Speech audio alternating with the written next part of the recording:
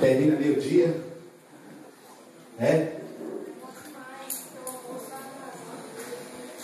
Eu fiquei tranquilo, porque diz que o almoço só vai sair 2 horas. Então, como eu tenho da agora até 2 horas, eu posso ficar bem tranquilo. Amém? Amém. Queridos, olha, é um prazer muito grande poder estar com vocês aqui. Como a Neide disse, alguns retiros ficaram para trás. Mas boas notícias sempre chegam no término de cada acampamento, de cada retiro. E hoje Deus me concedeu um privilégio, que para mim é um privilégio, uma alegria, um prazer, poder estar aqui com vocês nesta manhã, começo de tarde, para participar, receber, juntos daquilo que Deus tem para oferecer. Início de acampamento, final de acampamento é um problema.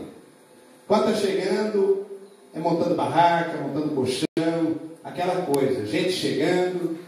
No final do acampamento, é gente montando barraca, é gente saindo, é gente planejando ir embora. Mas eu tenho certeza de uma coisa: o que Deus tem feito e tem para fazer, ainda Ele vai fazer. Amém. No nome de Jesus. Eu quero, assim, ficar bastante à vontade, até porque o irmão Antônio veio aqui, mediu o negócio e disse: olha, o culto aqui é para ser desse tamanho. Né, irmão Antônio? E todo baixinho invocado, gente. Ué. A gente vai em algumas igrejas aí, os caras é grande, você fica lá de trás, e quando você tem que falar assim: gente, tá tudo bem aí? Mas quando eu vi o irmão Antônio, eu falei: posso ficar tranquilo que o culto vai ser na medida certa. E quando a Leite falou: olha, quando passa o microfone para ele gosta de falar demais, eu já pensei, todo baixinho invocado. Mas graças a Deus, queridos, pelos baixinhos, amém? Tornaram grandes homens de Deus. Irmão Antônio, a irmã Yolanda, que Deus abençoe vocês. A irmã Yolanda, quando ela pegou a palavra, aí eu pensei: agora vai até na hora do almoço tranquilo, porque ela é forte. Aí eu falei: já sei de onde a Neide está pegando essas coisas. Agradecer a irmã Neide, o irmão Maicon, mas a Vanessa era da minha igreja, gente. Cadê o Maicon? Aí eu estou falando que já tem alguém desmontando barraca. Logo que está da minha igreja, está desmontando barraca. Olha lá o jeito lá e vem lá. Só chamar eles vêm, aparece tudinho. Ao que chegar lá na igreja, eu vou regular esses meninos. É filho do irmão Paulo, mas da irmã Carmen. O cantor, né? Aí que cantou, fez a turma mexer. A turma gosta. E tem uns que já está afinadinho. O congresso, o retiro já treinou a galera aí para valer. Irmão Samuel Rosales, em nome de Deus, Deus abençoe. Pastor Paulo, mais a irmã Zelaildes, pastor Henrique, que são companheiros. Eu vi o Henrique voltar para a igreja quando era pastor distrital lá de Iporá. E temos mais 2 pastores aqui, o Jorge, mas o irmão Miro, que me acompanhou, e o pastor aí, Evangelino. É isso o nome dele? Que está ali. E quando os pastores vêm, a coisa fica melhor, né, pastor? Os jovens ficam mais assim com medo, não fica tão muita vontade. Mas quem que já arrumou namorado nesse acampamento? Levanta a mão, deixa eu ver. Já arrumou namorada aí? Namorada? Roubou? Rapaz, o negócio não está brincadeira não. Esse retira-se sempre da casamento daqui uns dias. É um negócio sério. Tá de acampamento é uma bênção. Queridos, olha, eu quero dizer para você que não conseguiu receber nada de Deus até agora. Ainda há esperança. Porque às vezes nós passamos pelo retiro e não permitimos que o Espírito de Deus entre na nossa vida, no nosso íntimo. Às vezes nós olhamos para as pessoas no coletivo, queridos. Eu olho para vocês aqui, gente que eu nunca vi na vida, não sei nem onde você mora, de onde você é, Mas o Espírito de Deus conhece vocês. Deus conhece o nosso interior. Tem muita gente que consegue viver a vida inteira de máscara. No meio da multidão, esbanja alegria, sorriso, elegância. Mas quando chega no quarto, meu irmão, apagou a luz, aí a coisa complica. É a hora que tira a vestimenta, a armadura, coloca no guarda-roupa e fica despida. Aí é só você e você. Aí agora, meu irmão, é quem você é. É quem você é, minha irmã. Aí não dá mais para esconder, não tem que apresentar para ninguém. Aí a hora que olha no espelho e começa a chorar no final da noite, da noitada, começa a ser você mesmo. Aí o negócio é sério. Tem muita gente assim, queridos. Nós estamos vivendo na era da depressão. As pessoas deprimidas. E não é falando de gente fora da igreja não, que eles falam de gente dentro da igreja. Que na igreja está lá uma bênção. Mas quando chega em casa, meu amigo, não quer estar perto de ninguém. Quer ficar no quarto escuro, escondido. Por quê? Porque agora não dá mais para ser o que é lá fora. Às vezes nós olhamos a igreja, aquela euforia toda, todo mundo os passinhos. Meu querido, mas lá fora, vazio. Um certo pregador diz o seguinte: nós estamos com igrejas cheias de crentes vazios. As pessoas estão blindadas. A palavra já não entra mais no coração. E quando encontra um lugarzinho, quando chega lá fora, já esqueceu, desaparece. Muitas vezes nós choramos naquela hora que está ali na igreja, naquele momento, mas chega em casa, a vida continua sendo a mesma. Queridos, olha, a palavra de Deus, ela começa com o versículo seguinte: e a terra era sem forma e vazia. A terra era sem forma e vazia. Há muitas pessoas hoje que estão sem forma e vazios. Eu não vim aqui para dar sermão a ninguém, gente. Eu trouxe um sermão escrito aqui e já guardei ele. Sermão de muita promessa, coisa boa, falar de esperança. Mas de repente, queridos, começa a mudar o curso da palavra. Deus me leva a ver outras coisas na Bíblia. Queridos, você está indo embora daqui a pouco. Viu, jovens? Você não escapou lá do carnaval porque você veio com retiro, não. Nós só podemos escapar da festa da carne desse mundo se realmente Deus entrar aqui dentro. Todo ano nós carregamos nossos jovens para o retiro. Tirar do carnaval. Amados, voltava do retiro, o carnaval estava dentro deles. Não adianta querer abraçar como a galinha esconde o pintinho. Meu querido, e quando o sol esquenta, está exposto ao sol. Quando vem o vento, a tempestade, ela não dá conta de vigiar, o pintinho morre. O que mais tem feito, queridos, os nossos jovens perder o curso da vida se chama ausência de Deus. Quando eu vi os jovens falando aqui de algumas coisas, meu amado, eu converti com 19 anos, garoto ainda, na flor da idade. Imagina um homem bonito como eu, com 19 anos, que naquela época não era diferente de hoje. As meninas não podiam ver um rapaz bonito que atacava. E como a gente era um garoto assim meio simplório, inocente, acabava namorando todas. Da roça, e aquele medo de não agradar, nem querer agradar a todos. E eu converti naquela época. Numa época que ser crente não era igual hoje. Hoje ser crente, meu Deus, que coisa boa. Só não é bom dizer que é crente na hora de comprar a prestação. Gente. Você vai comprar a prestação, você chega lá e diz: não, eu sou crente. Precisa de uma avalista. Eu sou pastor, então preciso de 3. Trem está complicado, queridos. Está uma vergonha para o cristão hoje em dia. O mau testemunho de crentes sem caráter, sem conduta, está uma vergonha, queridos. Está triste dizer. Você chega para fazer qualquer coisa, ninguém quer vender a prazo para a igreja, a prestação.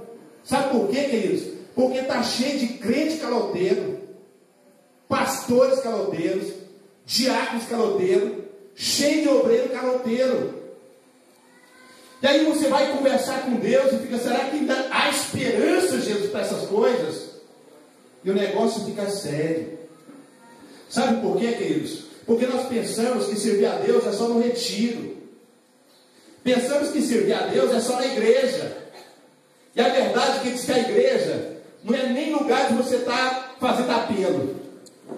É o lugar dos crentes que já deram um bom testemunho lá fora, conseguiu ganhar o seu vizinho para Jesus, trazer para prestar um culto a Deus.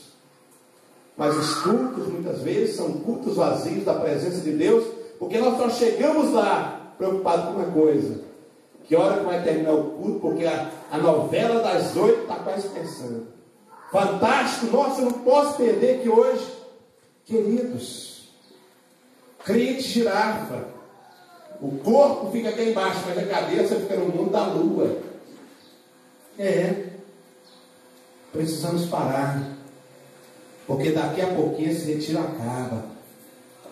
Você vai voltar à sua vida normal, seu dia a dia, na escola, na faculdade, no trabalho, junto com o companheiro de trabalho, com a companheira. Queridos, eu estou dizendo aqui coisas para vocês que eu vim do retiro agora, trabalhando com jovens e adolescentes. Se escutar o que aquelas menininhas de 11 anos falaram, eu fui para casa decepcionado, queridos, envergonhado, porque coisa que eu nunca tive coragem de dizer, elas estavam dizendo a reuniãozinha delas e batendo mais um papo. E eu comecei a dizer: Deus, onde estão nossas igrejas hoje? Aonde, queridos? Se nós fizéssemos uma enquetezinha aqui, amados, tem neguinho que paga caro para assistir um show do Luan Santana, é crente, e não tem coragem de gastar R$50 para o acampamento. Nossa, R$50, caro demais, mas gasta 200 para ir no show do Luan Santana. Onde é que estão nossos valores? Nossas prioridades? Aonde, queridos? Amados, olha, eu quero compartilhar um texto com vocês hoje, uma palavra de Deus, que Deus colocou no meu coração aqui agora, para te levar para casa com 2 propósitos: ou de servir a Deus de verdade, ou de desistir de Deus. Porque havia, queridos, alguns irmãos da igreja fervorosos, de um lado, e um muro bem grande no meio, muro alto, e do outro lado, Satanás com o seu grupinho. Do lado de cá da igreja, os irmãos desesperados, gritando para o moço que estava em cima do muro: rapaz, desce aí, pula para cá, rapaz, olha. E desesperado gritando com ele. O rapaz andava para lá, para cá, olhava de cá, aquele barulho dos irmãos, gritando para ele descer, gritando para ele descer. Ele olhando para o outro lado, o demônio tranquilo, braçando cruzado, olhando para ele. Incomodou o rapaz. Por que o povo aqui estava tão querendo que ele descia, e o diabo tranquilo, despreocupado? Aí ele perguntou: por que está todo mundo pedindo para não descer para cá, e você está tranquilo aí e não fala nada? E ele disse: porque o muro é meu. O muro é meu. Então o que está no muro é meu também. Eu não tinha que pedir um cara para descer, porque o muro já era dele. Meu amado, se está em cima do muro, Deus não vai dividir você com ninguém. Nunca. Jamais vai desistir de você. A palavra de Deus está no capítulo 3 de Gênesis. Ela fala do pecado, que o pecado entrou no coração do homem. Não é isso? Que Eva, daquela que não tinha aquele coração muito preocupado com a promessa de Deus, com a palavra. Deus já tinha dito: você pode aproveitar de tudo, de menos da árvore que está no meio do jardim. Essa aqui é o marco da nossa aliança, da nossa fidelidade, do nosso compromisso. Tudo aí é seu, Adão. Você tem liberdade para desfrutar de tudo. Mas essa aqui não. É a certeza que você não é obrigado a querer só o que eu te digo. Você tem direito de escolhas. Amém, queridos? Temos direito de escolhas.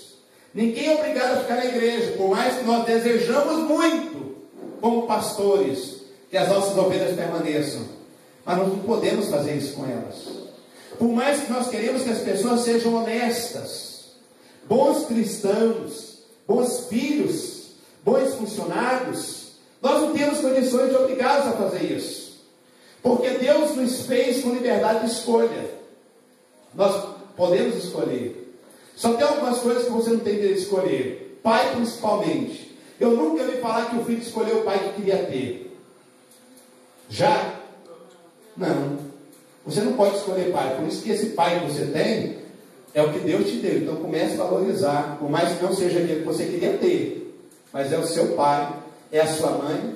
E a palavra diz que o filho que honra o pai prolonga os seus dias de vida na terra. Então comece a honrar pai e mãe, por mais que seja aquele que você não queira. Então Deus nos deu capacidade de escolher. A promessa de Deus, a aliança de Deus era com Adão. Eva começou a não ter muita responsabilidade com aquilo, queridos. Começou a visitar então aquela árvore com frequência. Sabe aquele negócio de que você sabe que não pode, mas você acaba gostando daquilo? Sabe que não pode, que aquilo te condena, que a sua consciência não fica tranquila, que a sua vida não fica tranquila. Quando você faz, meu Deus, quando eu converti, que isso foi difícil para largar o mundo. Por mais que eu tivesse tido uma experiência grande com Deus, tinha coisa que é aquele imã assim que te atrai. E você acabava indo. E aí eu sentia que aquele negócio não era bom, ia para casa chorando, desesperado. Meu Deus, agora eu perdi minha salvação, agora acabou. Difícil. Mas acabava fazendo. Então tem coisas, queridos, que te atraem. Por exemplo, a internet é todo dia. Sempre aquelas mulherzinhas peladas piscando assim, né? Quando você está lá. Hã? Que negocinho piscando. Clique aqui. Né? Arrume namorado pela internet. Tem demais esses trenzinhos lá. Aí, né? Você sabe que aquilo lá é um problema. É igual aquelas mensagens que você recebe. Veja suas fotos. Aí você quer ver, pá, trava o computador, tudo, vírus. Aquela curiosidade. A gente sabe que aquilo é um problema, sabe que não pode, mas está lá. Agora nós temos que aprender, queridos, a não ser como essa mulher, Eva, começar a visitar aqueles lugares que não pode. A Bíblia, ela diz que nós devemos fugir da aparência do mal. Aquilo que não é bom, você tem que fugir. Não dá para ficar lá. Não dá para estar perto daquilo ali. Você sabe que aquilo é uma armadilha. Você sabe que o diabo tem destruído vidas com aquilo ali. Amados, hoje está alarmante o número de pessoas no crack, na cocaína, no homossexualismo. Demais. O mundo vai de mal a pior. Sodoma e Gomorra tinha vergonha do povo hoje. A única diferença é que tem mais crente. Mas, queridos, se fosse hoje, Sodoma e Gomorra teria vergonha do que se faz hoje. E aí nós vamos vendo o pecado entrar então na vida do homem. O homem perde agora o seu relacionamento com Deus, perde a comunhão com Deus. Aquele Deus que vinha 3 vezes, ou que vinha na virada do dia ao encontro desse homem para ter um relacionamento com ele, para de vir agora. Aquele homem que foi colocado no jardim agora é expulso. Entra então no coração do homem agora, o pecado entra de uma forma destruidora. E o homem começa a ter problema. É a mulher que o Senhor me deu, é a serpente, começou a transferir Culpas. Começou a transferir culpas. A culpa é de fulano, a culpa é de ciclano. Queridos, acordem. O seu problema é seu, não é de ninguém. Não adianta querer colocar problema nos outros, culpa nos outros. Ah, se não tivesse tido a festa, eu não tinha pecado. Não, queridos. Não é culpa da festa, não. O mundo continua no pecado. E a Bíblia diz que aquele que peca, mas então o mundo já é maligno. Mas a igreja tem que estar nesse mundo para fazer diferença. Aí Deus começa então a planejar.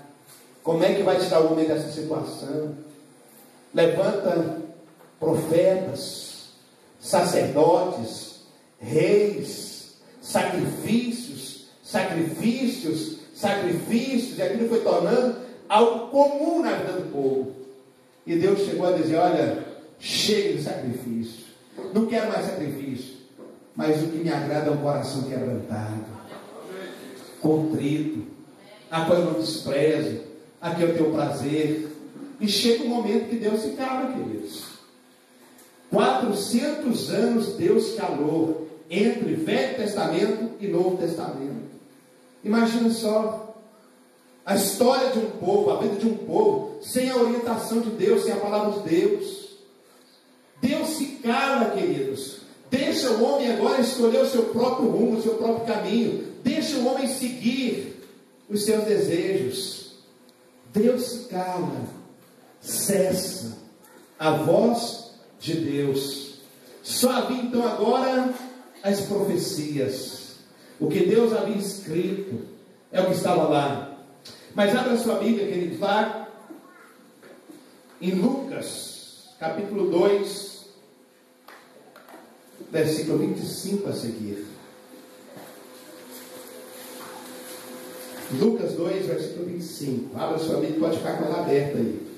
Pode ficar sentado, irmãos, que a gente vai seguir lendo aí, tá? Quem encontrou, diga amém. Quem não encontrou, fala misericórdia, Jesus. Já que você encontrou, feche seus olhos agora e fala assim com o Espírito Santo: Espírito Santo, Tu és bem-vindo na minha vida. Entra, Senhor, no meu íntimo e traga, Senhor, uma revelação na Tua palavra, para que a minha vida, o meu coração seja limpo, purificado, restaurado, cheio da Tua presença, da glória de Deus, onde possa resplandecer no meu exterior a presença do Senhor na minha vida. Me ajuda nas minhas dificuldades, porque nesse retiro eu quero deixar tudo, Senhor, que tem atrapalhado a minha vida lá na cidade, no nome de Jesus. Amém, Senhor. Queridos, olha, primeiro versículo diz: havia em Jerusalém um homem cujo nome era Simeão. E este homem era justo, temente a Deus, esperando consolação de Israel. E o Espírito Santo estava sobre ele. Havia em Jerusalém, Deus poderia ter dito: havia em Jerusalém muitos homens, muitas mulheres cheias do Espírito Santo. Não é verdade, irmão? Mas Deus tinha se calado. O povo já tinha esquecido as profecias, já estavam vivendo a vida comum do pecado, já não tinha mais pureza moral, pureza espiritual. Você vê isso lá no sistema religioso da época, na vida dos fariseus, dos saduceus. Como que era a coisa? O maior inimigo de Jesus não foi os de fora, não, queridos, foi os de dentro, os religiosos, porque a religião já tinha sido contaminada, a vida religiosa do povo já era dirigida pelos interesses particulares. Foi isso que matou Jesus, os interesses particulares. Jesus veio pregando o contrário daquele povo. Enquanto Jesus pregava ali o amor ao próximo, o negócio era diferente. Foi isso que fez Jesus arrumar muita confusão, queridos, com os fariseus, com os saduceus, com os religiosos da época, com os sacerdotes da época. Hoje nós temos muitos problemas, queridos, não é com os de fora não, é com os de dentro. E quando você está buscando a Deus, pregando a palavra para valer, o cara quer falar, pastor, não exclui meu filho não. Eu só engravidou a menina, mas fica caladinho com isso, vamos tentar resolver o problema aqui. Queridos, não mudou muito não. Mas aqui, nesse tempo, queridos, havia um homem. Esse homem, ele era justo. Amém, queridos? Amém. Justo. Ele tinha justiça no seu coração. Não era um justiceiro que queria fazer justiça com as mãos, mas era um homem que gostava da coisa certa. O que é meu, é meu. O que é dos outros, é dos outros. O que é de Deus, é de Deus. Aquilo que Deus falou precisa ser vivido como Deus falou. Era um homem que tinha integridade no seu coração. Era um homem, querido, que qualquer um queria avalizá-lo. Tudo que ele queria comprar, o cara vendia tudo para ele, porque era um homem justo, honesto, direito. Era um homem que a Bíblia coloca como um homem que tinha um diferencial. As suas qualidades. Era um homem justo e tinha temor de Deus. Mesmo que Deus não estivesse mais manifestando, que Deus não estivesse mais aparecendo, aquele homem conhecia a palavra de Deus, conhecia as profecias, conhecia a história do povo de Israel, sabia que Deus é justo. Amados, que Deus também, Ele é amor. Como muita gente olha, não, Deus é amor, pode fazer o que quer, Deus é amor. E deixa eu te dizer uma coisa, Deus é amor, mas Deus é justo. Deus trabalhou com o povo de Israel. Quando Israel voltava para Deus, Deus estava com eles. Quando eles pecavam, Deus levantava um rei de outro lugar, queridos, para fazer o povo voltar no eixo, com castigo, com vara, com sofrimento. Queridos, acordem. Muito sofrimento da sua vida hoje é rebeldia, queridos, que está te trazendo esse tipo de problema. Não é provação de Deus, não. Ah, Deus está me provando, Deus está me levando a passar por isso, por aquilo, porque está me provando. Há uma diferença muito grande, queridos, de provação e julgamento. Cuidado com isso. Tiago diz que nós devemos alegrar ao passar por várias provações. Provação é uma coisa, agora que ele destaca, aí é melhor voltar depressa. Esse homem era justo, temia a Deus. E aonde há temor de Deus, há o Espírito Santo. Amém, irmão? Se o irmão é temente a Deus, aqui está a presença do Espírito Santo na vida dele. Mas se não tem temor, meu irmão, Deus não vem na vida de ninguém que não tenha temor. E há uma diferença muito grande de temor e ter medo. Aí eu tenho medo que Deus vai me tirar o emprego se eu não for, querido. Vai perder o emprego de todo jeito. Aí eu tenho medo que se eu não servir a Deus, eu vou perder isso. Vai perder de todo jeito. Porque medo é uma coisa, temor no coração é outra.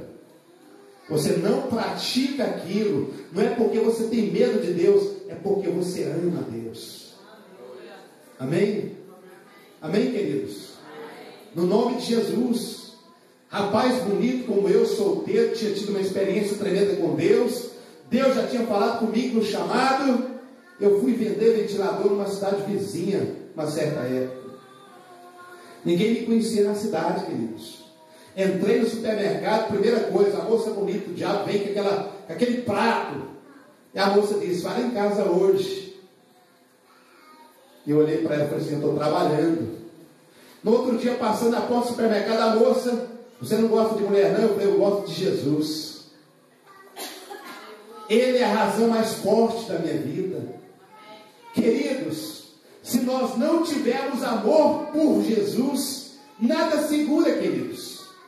Nem pense que a pessoa peca porque, nossa, está na igreja. Ela não peca porque ama a igreja ou tem temor, tem medo. Não, queridos. Ninguém peca tendo medo. As pessoas não pecam por amor a Cristo. E aonde há amor a Deus, ali está a presença do Espírito Santo. E o Espírito Santo, queridos, é a esperança da igreja. Não adianta. É Ele que está lá. É Ele que vai fazer, amados, que a nossa vida seja diferente. Esse homem era cheio do Espírito de Deus. O Espírito de Deus estava com ele. E o Espírito de Deus dizia: olha, Simeão, continua firme, a promessa vai cumprir. Ele manteve no seu coração a esperança, queridos. A esperança. E fora-lhe revelado pelo Espírito Santo que ele não morreria antes de ter visto o Senhor, o Consolador. Diz a palavra que ele temia a Deus e esperava o Consolador. Quem você está esperando, queridos? Nós estamos vivendo a última hora da igreja na terra. Quantas coisas terríveis têm acontecido. Terremoto, guerra, peste, tudo está se cumprindo. O que você está esperando? Dia melhor. Nós não viemos aqui para dizer para você, meu irmão, espera um dia melhor. Amanhã não vai ter drogado. Amanhã não vai ter bandido para entrar na igreja, roubar o som da igreja. Amanhã não vai ter isso, não vai ter aquilo. Irmãos, a Bíblia não está dizendo isso. Se você está esperando nessa terra muito melhor, é melhor você começar a mudar as coisas. Porque a Bíblia diz que esse mundo vai de mal a pior. O princípio das dores está começando agora. Mas a igreja tem uma esperança, queridos. Tem uma esperança. Ainda há esperança. Por que há esperança? Porque nós estamos vivos. E se estamos vivos, queridos, temos uma esperança nos nossos corações de ter uma vida cristã totalmente tomada pelo Espírito Santo, queridos. Tomadas por Deus. Eu orei ao Senhor e disse: Senhor, o que está acontecendo com o povo? Aonde é que está o fervor da igreja? A comunhão da igreja contigo? Amados, a igreja vai levantar no momento de uma grande perseguição. Não espera lá que a igreja está tendo agora assim acesso livre ao governo. Vamos eleger o fulano de tal que é crente na igreja para interceder pela igreja. Isso é do diabo, não é de Deus, queridos. Porque quem vai interceder pela igreja está à destra de Deus em pé como intercessor, que se chama Cristo Jesus. E quem vai mover a igreja é o Espírito Santo, queridos. É o Espírito Santo de Deus. Tem gente fazendo aliança, queridos, com o governo, tentando ter... Não, o governo vai proteger a igreja, queridos. Vai morrer com o governo e tudo. Quando a igreja perdeu seu foco, que foi quando ela fez a aliança com o Estado, Constantino converte, começa a ter lá uma obrigação de ser cristão, faz uma aliança com o governo torna, a igreja torna o Estado. A igreja perdeu a força. Ela não podia denunciar mais o mundo. Amados, Deus precisa gerar algo aqui dentro de nós, queridos. Eu preciso servir a Deus, não é porque tem alguém me olhando. Já pensou? É assim que eu cheguei na cidade que eu estou pastoreando, novinho, menino, criança ainda no pastorado, assumi uma igreja com um montão de problemas, uma igreja que tinha um tempo enorme de poucos crentes, e comecei a ganhar jovens para a igreja. Na pecuária, a galera na pecuária. Aí eu com o celular a noite inteira eu acordado, mandando mensagem: meu filho, olha onde é que você está, escuta essa música aí. Lá em casa eu mandando mensagenzinha. Aí os caras chegam: não, pastor, não tem nem gente na pecuária não, o senhor não dá sossego para a gente. Aí um dia eu fiz um propósito com Deus, falei: Senhor, minha tarefa é ensinar. Se quiser ir para o céu, vai manter firme lá. Se quiser ir para a pecuária que vai, se quiser ir para o carnaval que vai, para onde for, queridos, crentes tem que definir no coração, queridos. Você acha que o pastor dá conta de vigiar o jovem que está namorando dentro do carro, queridos? Com aquele negocinho fumê lá dentro assim que não vê nada? Dá não, minha mãe. Se a moça não valorizar ela e servir a Deus de verdade, o rapaz não valorizar ele, meu irmão, vai pro brejo. Quem se valoriza somos nós mesmos, queridos. Acha que a mulher consegue vigiar o marido, queridos, numa cidade igual a Goiânia, que tem milhares de motéis? Não, queridos. Se o cara não se vigiar, não adianta, queridos. Deus precisa estar aqui dentro. Deus precisa mudar a história aqui dentro, porque se mudar aqui, queridos, não tem pé de maçã no meio do jardim, ou de fruta qualquer que seja, que vai atrair a sua atenção, não. Nada, porque o seu coração está voltado para Deus.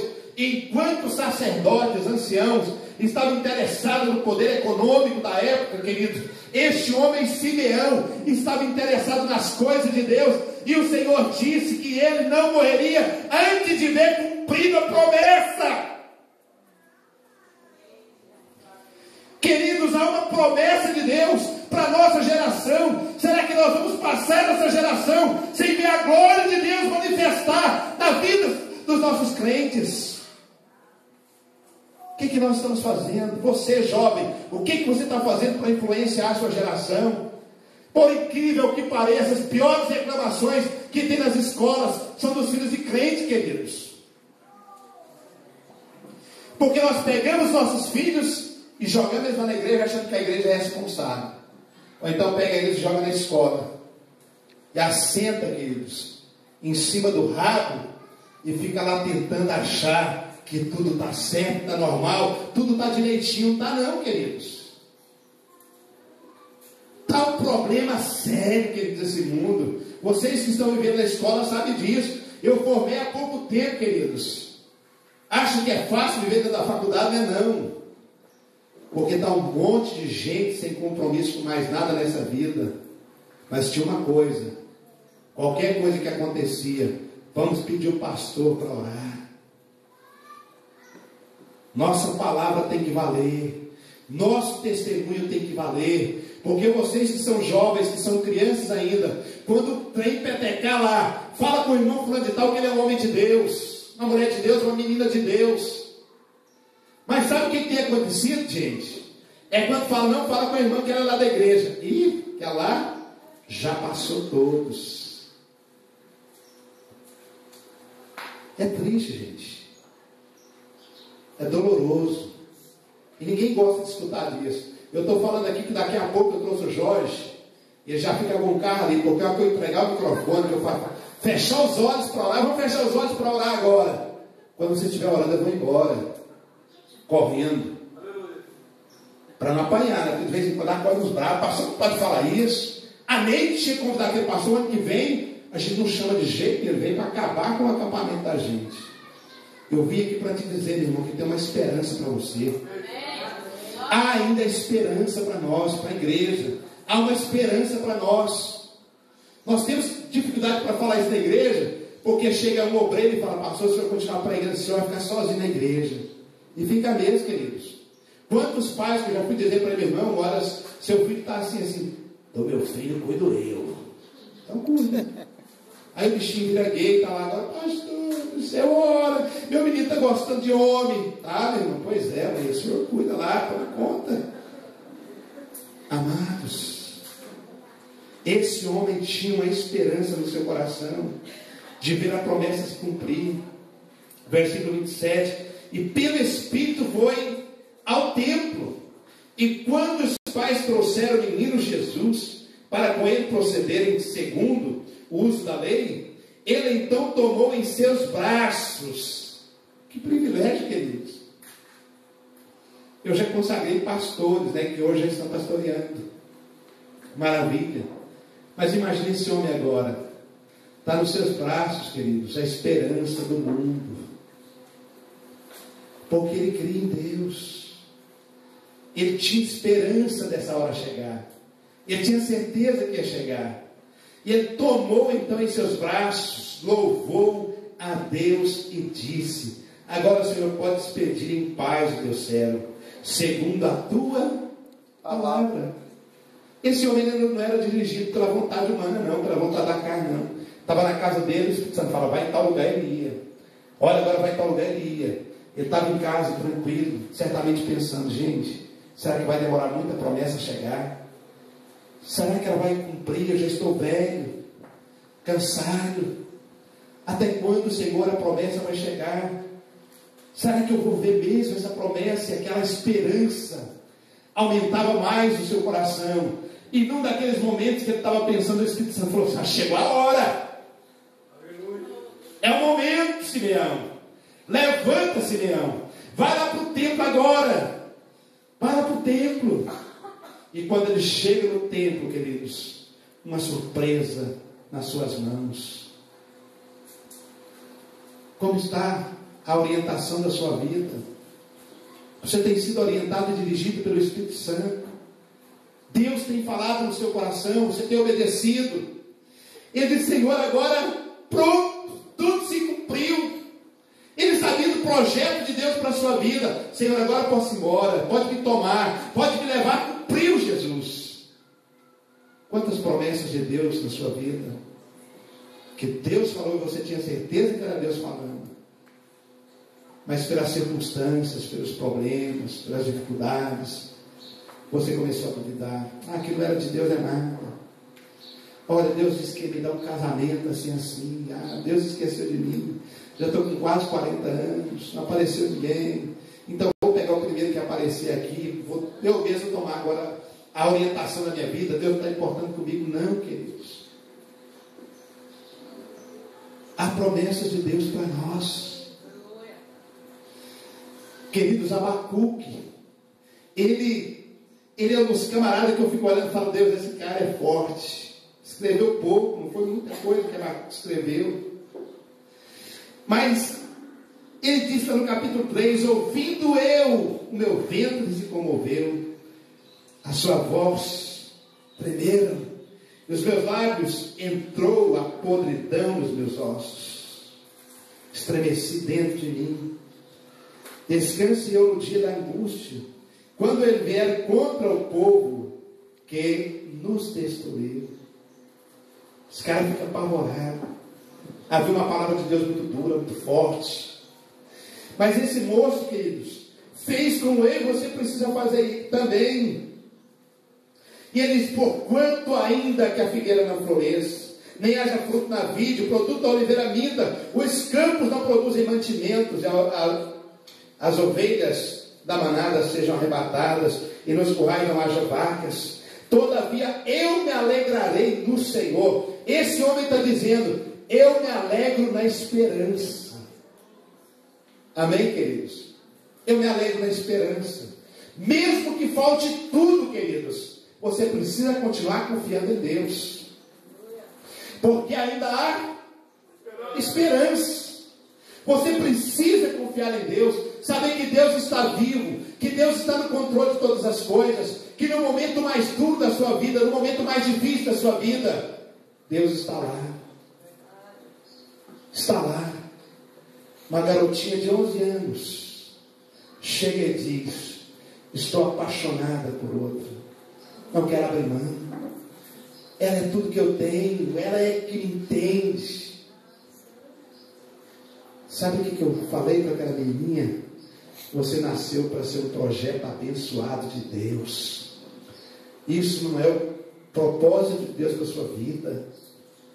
Começamos a orar juntos e disse para ela: você vai ter marido, vai ter filhos, vai ser uma bênção, porque é promessa de Deus e vai se cumprir. Queridos, ele diz que ainda que falte tudo, que todas as coisas estejam mostrando o contrário, eu espero no Senhor e me alegro na sua redenção. Amém, queridos? Esse homem, Simeão, está agora com a esperança, amado, de muita gente. Imagina só aquela mulher que estava sendo apedrejada.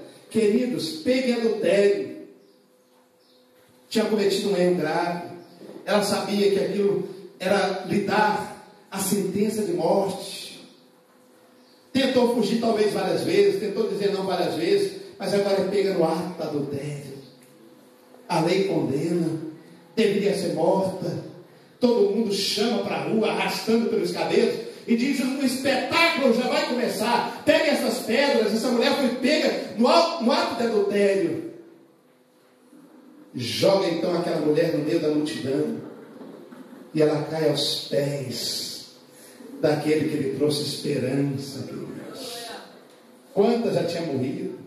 Ela sabia que ia morrer, ela tinha certeza, a única certeza que ela tinha naquela hora é que ela iria morrer, mas ela foi jogada aos pés da esperança, queridos. aos pés da esperança. Jesus foi a esperança para aquela mulher que tinha certeza, amados, que iria morrer. Jesus olha para a multidão e diz: olha, o que não tem pecado, lance a primeira pedra. Foram todos embora, fica somente aquela mulher e Jesus. E Jesus olha para ela e diz: olha, vai e não peques mais. Jesus foi a esperança daquela mulher, queridos. Aquela mulher passou a servir Jesus. Quem sabe você é um desses hoje, que os seus atos também têm te condenado, as suas atitudes têm te condenado. Você tem sido um daqueles que tem feito coisas, queridos, que você não tem coragem de dizer para ninguém. Ninguém pode saber. Ai, se um dia descobrir, meu Deus, eu quero te dizer que hoje Jesus é a esperança para você. Ele é a esperança para você. Amém, queridos? Jesus foi a esperança para Jairo, um homem que tinha uma filha única, desesperado, vai em busca de Jesus. De repente chega a notícia, não precisa mais incomodar Jesus, ela morreu. Jesus disse não. Foi a esperança para aquele homem. Jesus foi a esperança, queridos, para Marta e Maria. Jesus foi a esperança para os 10 leprosos. Se você olhar, são coisas, amados, que não tem solução, não tem saída, não tinha cura, não tinha nada, já tinha dado a sentença, queridos, mas Jesus foi a esperança. Simeão recebe a esperança, queridos, para a humanidade. A esperança para você é Jesus. Não queira tentar resolver os seus problemas sozinhos. Eu encontrei um moço que disse: pastor, eu estou quase resolvendo os meus problemas, e quando eu resolver, eu quero ir para a igreja. E estava indo embora, eu chamei para trás e falei: meu filho, vem cá, e deixa eu orar contigo, posso? Ele já bateu de joelho, levantou as mãos e: pastor, ora comigo. Terminamos de orar, queridos. E ele disse: pastor, eu estou sentindo leve, e sei que Deus vai tomar conta dos meus problemas. Meu querido, Deus vai cuidar de você, vai cuidar da sua vida, Deus vai cuidar dos seus problemas. Basta você querer, queridos, no nome de Jesus. Basta você entregar nas mãos de Deus. Tem coisa que não tem jeito. Uma mulher foi pega, queridos, foi para o carnaval, lá ela pegou AIDS, desesperada, voltou para casa, agora está com tumor na cabeça. Ela diz: olha, minha desgraça foi o carnaval. Eu disse: não, há uma esperança. Um erro não justifica outro. Vamos agora crer em Deus. Está Jesus agora a esperança, queridos, para a vida da humanidade. Capítulo 1 de João, versículo 11 e 12. O Senhor diz assim, olha, o próprio Jesus dizendo, capítulo 1 do Evangelho de João, versículo 11 e 12. Jesus diz assim, olha, veio para os que eram seus, os seus não receberam, mas a todos quantos receberam, deu-lhes o poder de serem feitos filhos de Deus, aos que creem no seu nome. Ainda há esperança para você. Você pode começar a crer hoje. Você pode se tornar filho de Deus hoje, por mais que as suas atitudes tenham te condenado. Hoje, Jesus é a esperança para a sua vida. Ele é a resposta, Ele é a saída, Ele é a direção, a orientação. Amados, Jesus vai à cruz, morre, é sepultado, ressuscita ao terceiro dia, aparece aos discípulos e diz para eles, olha, vocês fiquem em Jerusalém até que do alto sejais revestidos de poder. E Jesus então é levado aos céus, ele começa então a subir na glória de Deus. 500 pessoas estavam lá vendo a ascensão de Jesus. 500 pessoas vendo Jesus subir. Aí ele diz, por que vocês estão olhando para cima? Olha para baixo, porque aquele que está subindo vai voltar e vai buscar a igreja. E de repente nós encontramos depois 120 pessoas apenas recebendo o Espírito Santo. 380 se perderam. não tiveram paciência, não esperaram. Mas esse Espírito Santo hoje, queridos, está conosco aqui para encher teu coração de força, de poder, de vida, de santidade, te mostrar o caminho certo, te dar a direção certa, a resposta certa. Você tanto, queridos, está esperando no Senhor. Tem gente que vem para esse acampamento dizendo: olha, se Deus não fizer nada comigo nesse acampamento também, eu não sei nem o que vai ser de mim. Mas eu quero dizer para você que diz isso não está dependendo mais de Deus, está dependendo exclusivamente de você. Toma uma posição diante do Senhor e deixa Deus te conduzir. Você vai ver o que Deus vai fazer. Deus vai fazer contigo. Nós vamos orar nesses 15 minutos que está faltando para uma hora, queridos, e nós vamos fazer uma oração daquelas assim, de confissão a Deus. Porque se há esperança, então é o momento. Eu, pastor, não tenho pecado. Já pecou. Nós temos pecado da negligência, pecado da omissão. Todo crente, queridos. Se fala assim: você tem falado da palavra de Deus? Não, eu tenho coragem. Você tem omitido a verdade. Você é cúmplice de quem está vivendo contigo. Tem sido omisso. Seu colega está morrendo nas drogas, você não falou nada, é omissão, isso é pecado. Tornou cúmplice. Ah, eu vi fulano lá assim, eu não tive coragem de falar nada para ele. Ó, pastor, o senhor tem que pregar sermão assim. O povo está pegando lá na igreja, tipo um irmão que é desse, o senhor tem que pregar isso e isso. Eu vi um casalzinho de jovem na igreja, ou lá na farmácia, tomando injeção para me engravidar. Quem é, irmão? Quem é? Não posso falar. Eu falei: olha, você é uma palavra de Deus na vida deles, porque você viu. E se eles morreram no pecado, Jesus vai cobrar de você, porque a palavra diz isso. Pronto. Porque não foi eu que vi, eu tenho que pregar. Ele é que viu, ele tem que falar, não é verdade? Muitas vezes você tem visto, e muitas vezes não tem falado, porque muitas vezes os teus atos também te condenam. Como é que eu vou falar? Eu também estou vivendo, né? Aquela coisa. Nós vamos falar com o Espírito Santo agora, queridos. Nós vamos fechar esse momento aqui, levando para casa a certeza de uma coisa: há uma esperança aqui dentro. Para você que tem marido que não é crente, para você que tem namorado que não é crente, que não devia nem estar namorando, a Bíblia fala que não tem comunhão nenhuma de luz com trevas, para você que acha que a vida tudo é normal, esse é o momento, queridos. É o momento. Não é a hora de você sair do acampamento simplesmente lembrando da dança que você aprendeu com o cantor. Não, nada disso. Não é momento de você voltar para trás também e lembrar da comida, do pão que faltou, da noite, do grito do pastor. Você precisa levar desse acampamento uma marca que vai dizer para você: olha, naquele dia Deus mudou a minha história de vida. Eu fui para o acampamento em Araguaína, queridos. Lá não era bonito igual o negócio aqui não. Era novo convertido. E aí falaram desse acampamento em Araguaína. E lá vai eu, feliz da vida. Comprei um tênis Adidas, daquele de botinha, que era jovem naquele tempo. Jovem da igreja era tudo esquisito. Mas eu só tinha aquilo, né? Calça jeans apertada, camiseta bonitinho, tudo novinho, para acampamento em Araguaína. Joia, expectativa tremenda. De repente, chuva que Deus dava. Passou dentro de Araguaína às 3 horas da tarde. Eu fui ver a cidade ficar para trás e comecei a ficar preocupado com aquilo. Não entendia muita coisa de acampamento, nunca tinha ido. Pensei: estranho, não está certo. E já foi dando aquela tristeza, aquela angústia no coração, deixando a cidade para trás. Entrou no meio da mata, vai, lá naquele fim de mundo, escurecendo. Tinha um acampamento montado do exército.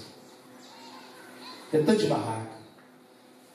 Gente, se eu tivesse condições de voltar naquela hora, eu já tinha voltado lá na cidade. E aí aquela tristeza, cheguei, entrei, chovei demais, fui lá, amarrei a minha mochila, as roupas tudo novinha, o tênis branquinho, já melecou tudo, amarrei no varãozinho da barraca. Não sei que carga d'água que deu à noite, no outro dia, parece que a água que choveu, tudinho estava dentro da minha mochila. Eu pensei, meu Deus, acordei cedo, com vontade de chorar, olhei para um lado e para o outro, só mata, e o povo da igreja feliz, e correndo, e jogavam na lama, e eu sério, cara ruim. E os cabras já tinham falado, senhora, você não mexe com ela, não, porque ele é sistemático. Você já me falar que todo cara, se eu falar que o cara é sistemático, pode falar que é um cara ignorante, aborrecido. Todos os caras sistemáticos, é sistemático, mexe com ele não. É o cara aborrecido, viu, irmãos? É o nome mais light para o cara aborrecido que deram, para não bater assim muito de frente. Então é o cara aborrecido. Eu era daqueles aborrecidos. E sério, ninguém mexia comigo. Aí caiu na bobeira de jogar um cara meio diferente perto de mim, e eu dei aquela risadinha. Pra quê, meu irmão? Já me pegaram com tênis Adidas, com a calça jeans zerada, com a camiseta, que já me enrolou na lama. Aí eu já pensei, agora já acabou o respeito mesmo. Aí joia. Passou aquela primeira manhã, passou o primeiro dia, e a angústia foi aumentando, a tristeza foi aumentando.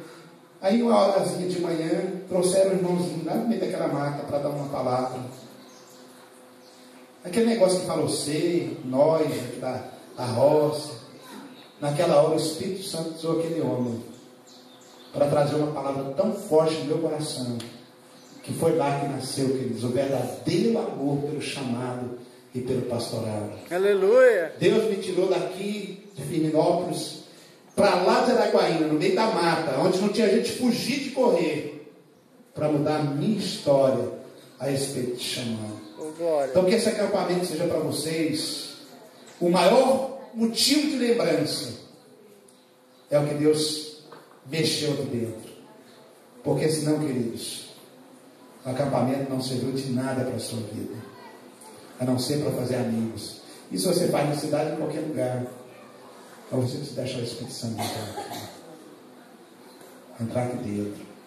Sabe aquela mulher que não dá conta mais de deitar nem com o marido? Nossa, não gosto mais dele. O diabo botou na cabeça dela que aquilo é um problema. O filho que não gosta mais do pai, da mãe. Amado, isso tudo é do diabo. Nós precisamos sepultar isso aqui no nome de Jesus. Porque ainda há esperança. Nós vamos orar. Eu vou fazer aqui que eu não sei se alguém fez já. Quem tem joelho aí? Joelho é para quê, gente? Hã? Nós vamos ajoelhar na presença de Deus agora. Sabe aquela pessoa, eu fiz o propósito de oração na igreja, eu li a Bíblia em 1 ano. Pode contar nos dedos que está conseguindo. Aí você fala, não, pastor, é difícil demais ler a Bíblia. Queridos, você só tem de Deus na sua vida o tanto que você tem de Bíblia. Pular, dar pontapé para cima, falar em língua estranha, queridos, é uma bênção.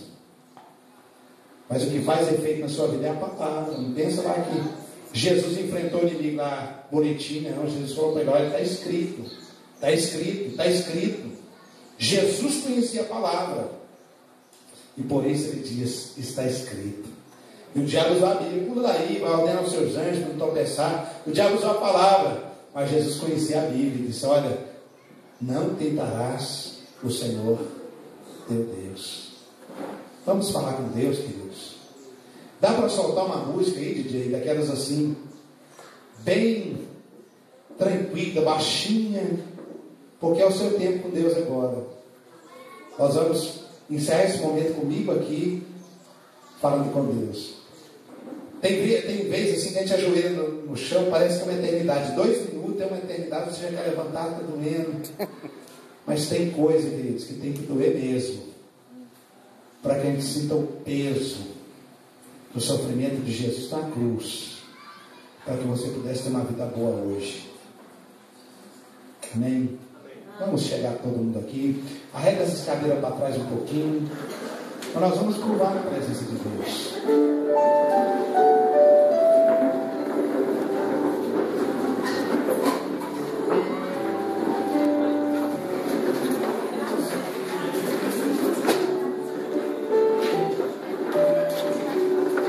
Amados, você pode ter perdido na sua vida algumas batalhas. Você pode ter perdido algumas batalhas. Mas eu quero te dizer uma coisa. Preste atenção no que eu vou te dizer. Você pode ter perdido algumas batalhas, mas você não perdeu a guerra. Amém? Você não perdeu a guerra. Você pode ter perdido algumas lutas. Você pode ter sido vencido em algumas batalhas, mas você não perdeu a guerra. Você pode ter vitória hoje. Vamos falar com Deus, queridos.